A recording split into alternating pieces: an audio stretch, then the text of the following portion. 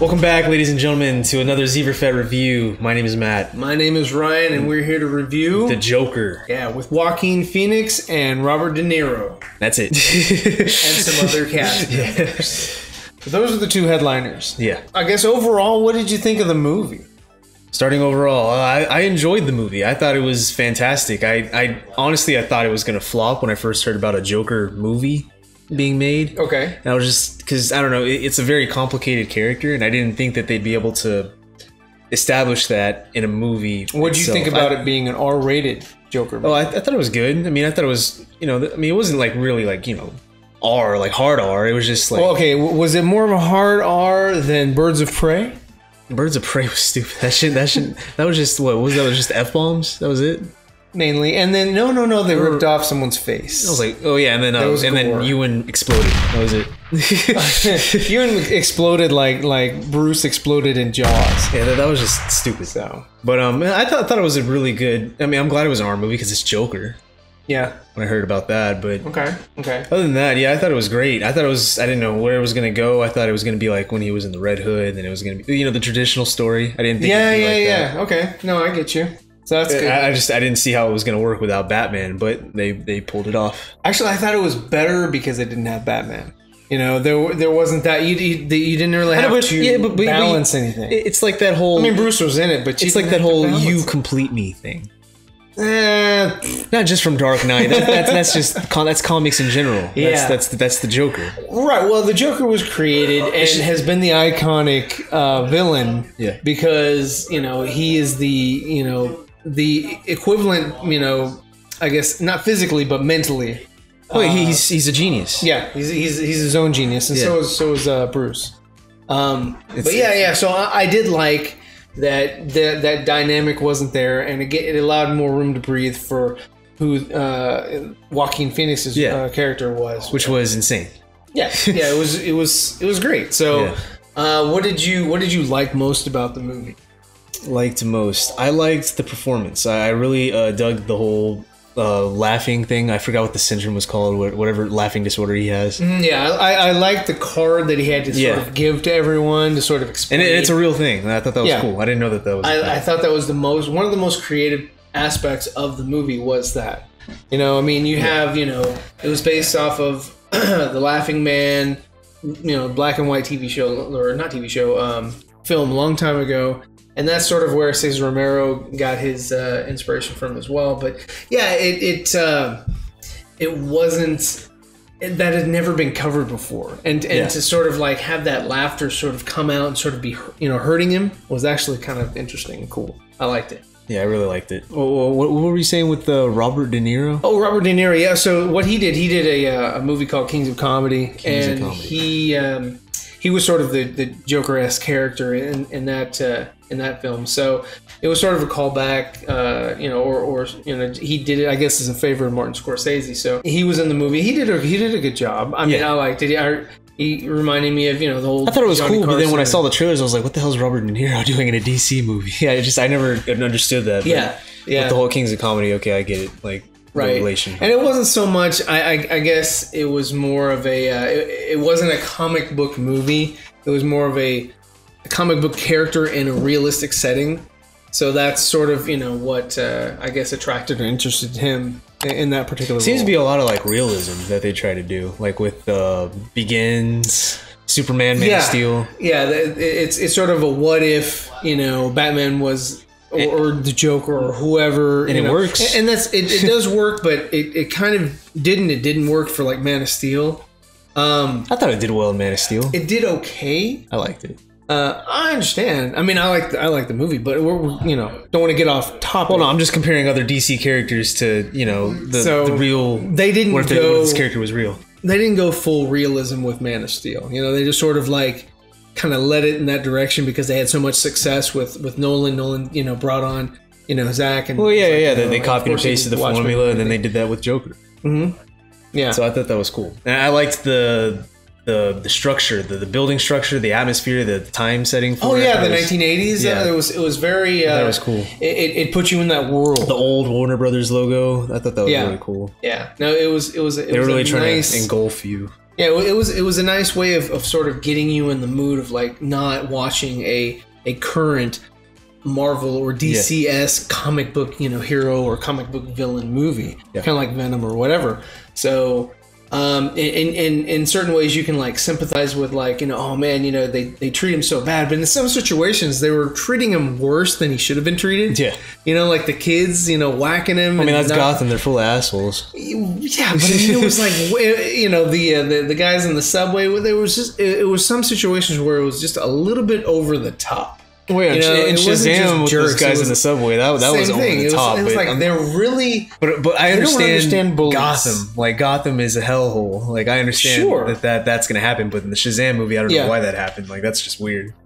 I don't know. Anyway, so those are some of the concerns that I have. Overall, for myself, I like the movie. I recommend it. I recommend people see it. It's a great movie. Todd Phillips directed it. He did an amazing job. They're doing a sequel. Kind of reminded me of like American Psycho. Yeah, American Psycho was another good movie. Yeah, it kind of reminded me of that a bit. Like where he's like he thought something happened, but apparently it didn't happen. Like, you know what I mean? Whatever. Well, it's kind of like The Sixth Sense, right? Yeah, that sort of situation where it's like, this reality isn't the correct reality. Yeah. And they tried to pull the same thing with the Harley Quinn. I'm sorry, I keep bringing up Birds of Prey. But they tried to bring up the same sort of thing, like, oh, no, wait, that's not how it happened. Rewind. In my opinion, it didn't go over well in that movie. But in this movie, it worked. And, I mean, I did see it coming, but it was still enjoyable. I still liked it. I was like, oh, yeah. When he was in her Zazie Beetz apartment. Because that's one of the things. One of the drawbacks with her really character is weird. Like, I don't know the name of her character. Like, I could care less. I don't know. I mean, honestly, what's his name? Fleck is Arthur Fleck. Is the name of his character, and his is the only character other than Bruce Wayne, Thomas Wayne, because they're staples. But other than that, there's no real memorable characters. Like, I can't even remember Robert De Niro's character's name. I show host. I don't remember the names. I just know Joker. I don't even remember the name of his show. Thomas and Bruce. But those are the ones. But the story's pretty memorable. Like, I know the whole story of it and how it went. I just don't really remember the names because I never felt like they were relevant. They weren't. It was just sort of like, okay. But it made it good because you really didn't really connect with anybody else in the story. All you did was just sort of connect with Arthur and kind of go and travel, it started off as a straight line and then it started going around and we lost track. Yeah. So they're, like I said, they're making a sequel. I'm on the fence on that because I wish that they would just leave it as just a really good movie, and then don't mess up with don't mess with the with that archetype, don't mess with that narrative, just keep it simple, because there's so many things. It's like, what was actually real, what was not real, what was sort of like, at the end of the day, was he in the mental hospital the whole film? Was that just playing out in his mind, or did it play out where he was released, where he was with his mother, and and he just, he got picked up by the cops at the end, when the guy in the alley, what's his name? The one that killed the Waynes. I don't know his name.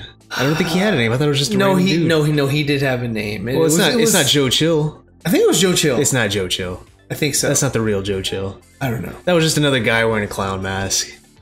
He was wearing a clown mask, but I'm going to take your word for it because there was no name drop for Joe Chill. To be honest, I would have known if it was Joe Chill. The guy that killed the Waynes, we really don't need his name. He's just some random thug. Yeah, exactly. It was just a random but he could have been Joe Joker. But he could have been Joe Chill. It's not Joe Chill. But he could have been Joe Chill. It's not Joe Chill. But he could have been. If it was, I would have remembered.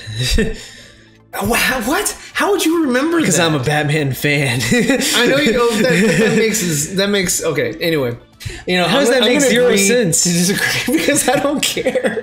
What do you mean? Be Joe Chill. If it was Joe Chill, I'd know it's Joe Chill. I would have freaked out. Oh my god, it's Joe Chill in the theater. Did you see the guy's name in the credits? Nobody cared for the guy's name. The guy never said his name. So you didn't stay. It was just the guy with the. I stayed. It was just the guy with the clown mask. Okay, that was it. It was just a part of Joker's. And that was also kind of cool for me. I like the subway scene where they're all wearing the same. They should have been wearing multiple, different types of clown masks, not the exact same clown mask. Yeah, where the hell did everybody's It getting was like, damn, the same that clown thing's mask. manufactured pretty well in Gotham. There's some party city or whatever in Gotham that's like out of clown masks. But it was overall, I like the idea. I wish that they, instead of going and making another Joker film, like leave that one as like on the shelf, just, and then give us like another villain, and it doesn't have to necessarily be a Gotham villain, like, I mean, I know they're doing like Black Adam, but I mean, in this sort of DC Black with label, the second one, whatever. who would be the next villain? Like, The next I villain? don't get it. I mean, like, I understand the Waynes and then how that origin happened, how that event's set up. I just don't understand what the next one would be about. well, I don't know. I mean, it could be I don't want to say Cersei, but I mean, it could be Lex, or it could be somebody else, Bizarro. Who knows? Why? Brainiac. That has nothing to do I with don't know. Joker. I mean, Nothing to do with Joker. okay, here you go. Maybe like just a Dark Side movie where you're. What are you on talking about? I thought we were talking about Joker 2. We're not talking about a solo movie. I'm talking about another DC Black Label movie where they take another character. That's not where we're at. That's not where we're at right now. I'm talking about Joker 2. Joker 2. Who would be the next villain? That's what I'm asking. Villain? He's the villain. No.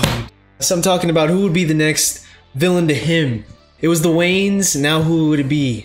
Where would they go with that? I don't know. That's up to Todd. Oh, God, you can't even think. You want me to speculate? No, too late. You can't even think. So we're not gonna do it. No. So what did you not like? What did I not like? I thought that the interaction with Bruce was just odd.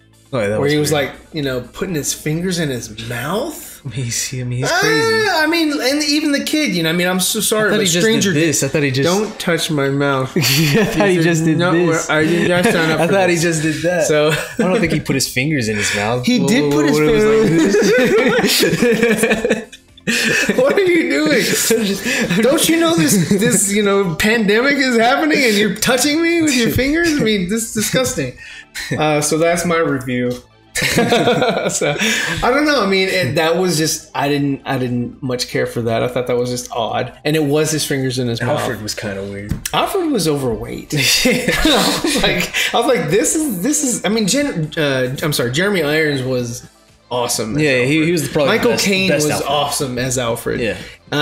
Even Michael Koff. I don't know his name. From Batman. I know you're he's he was the iconic Alfred Pennyworth for us growing up. But yeah, I don't know. That Alfred didn't really resonate with me either. So I don't know where they're gonna go in Joker 2. But hopefully they come up with something that is equally as entertaining and equally as. What if they make a better Harley Quinn? Better Harley Quinn, like Harleen Quinzel is in Joker actually, 2. Well, yeah, he has to escape somehow. I would assume it's through Harleen Quinzel. Quinzel. I'm a Batman fan. Hey, I'm tired, dude. I've been at work all day.